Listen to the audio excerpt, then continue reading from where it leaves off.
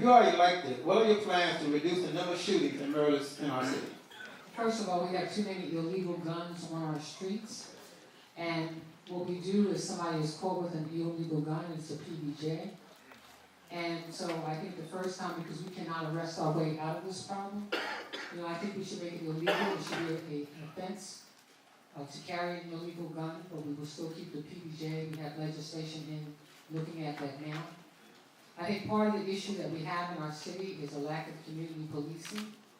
And we have police officers who are engaged in behavior that should not be accustomed to our police officers.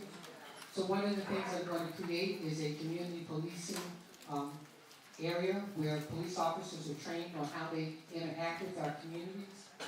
The other issue for us is culture of behavior in our neighborhoods and our communities, because we need our police to respect our communities, but at the same time we need the community to respect the police. But what we want them to do is to understand that they should have a relationship with our communities. 75% of our police officers don't even live in our city. So they don't even get to drive their cars home. And so one of the things we're going to do is create incentives for them to live in our city. While our mayor has created an incentive program for police officers to buy houses in our city, the average police officer coming out of our academy is 23, 24 years old. So we want to also, I've begun this discussion with the rental community to allow young police officers to rent houses in our communities. I believe that we've got to work together to help ourselves reduce crime in our communities, because it's not just the vulgar behavior of police officers, it's also black on black crime that's occurring in our neighborhoods.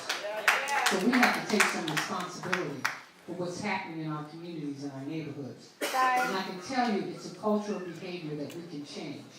But I think it takes all of us working together. Thank you. How are we going to get these illegal guns off the street?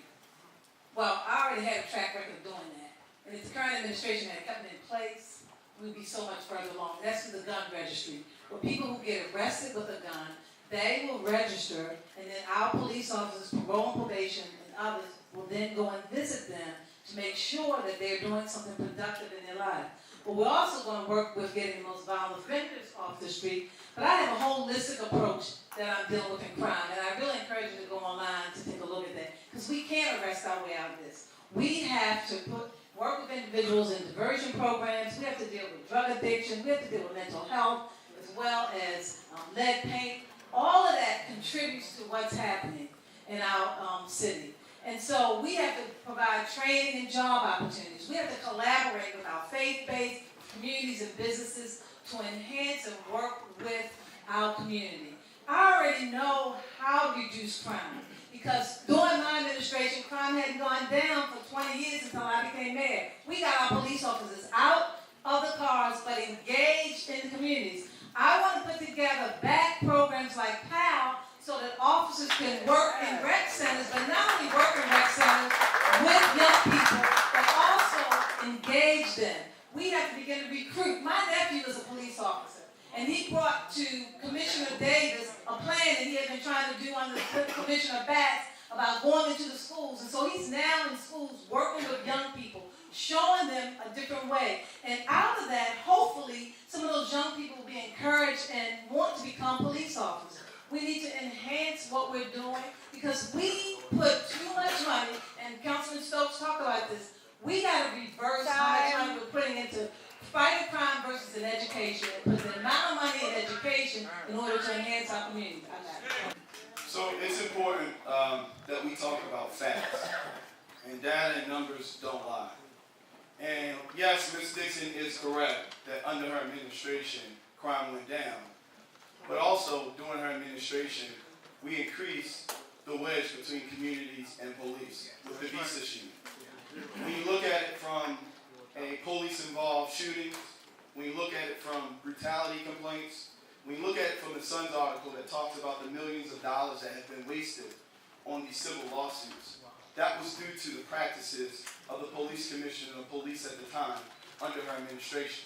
So I think it's really important for us to talk about those things, because yes, we can lower crimes by enforcing communities, by going after communities and patting down every single guy on the corner and running up in houses and alleys and terrorizing folks. Yeah, you can lower crime that way.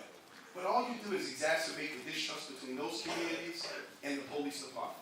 And when you don't have distrust, when you have that distrust between communities and police departments, you don't have a criminal justice system.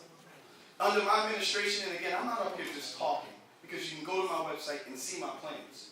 We will immediately eliminate the practices of all these past administrations of having gag orders for every time a police officer brutalizes a person in the city of Baltimore. The fact that a person can't speak out, that they've been treated wrong or unfairly, only again exacerbates the distrust and allows this police officer to be empowered to go out and do the same thing. Under my administration, we're going to immediately have police-worn body cameras and dashboard cameras. We're going to provide more teeth to the Civilian Review Board. Administration with several tactical things. Yes, we're going to put body cameras on police. Yes, we're going to get them out of their cars. Yes, we're going to provide incentives for them to live in the city and have their cars in the city. Yes, we're going to have a citizens review board that has real teeth. But let's be real. Let's talk about the structural racism that's pushing people right back into the drug trade. Look, I've been at the Center for Urban Families for almost 20 years. I've been as chairman for 15. There's about 6,000 returning citizens that come back to our city every year. Mostly young men, mostly nonviolent crime, mostly drug-related. A significant percentage of them have children.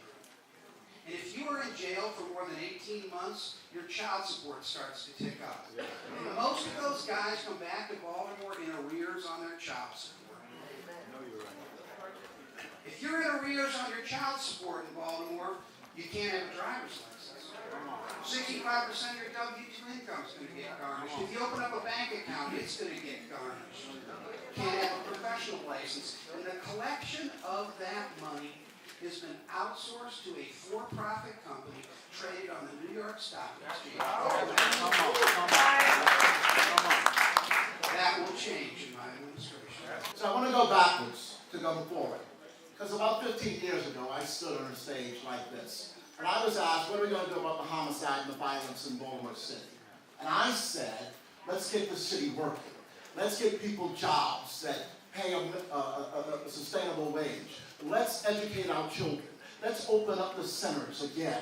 Let's get folks, kids to be involved in after-school projects, in arts and culture, and to be arena players. And the guy standing next to me said, let's lock up as many black young men as we can. And guess what?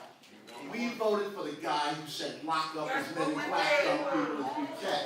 And so for 4 years, we locked up over 100,000 young black men every year, not cumulative. Every year we did that. So guess what? I'm coming back 15 years later and be just as stupid as I was 15 years ago. Because I say, put our money into our children. Put our money into our families and our young people, and don't have folk desperate.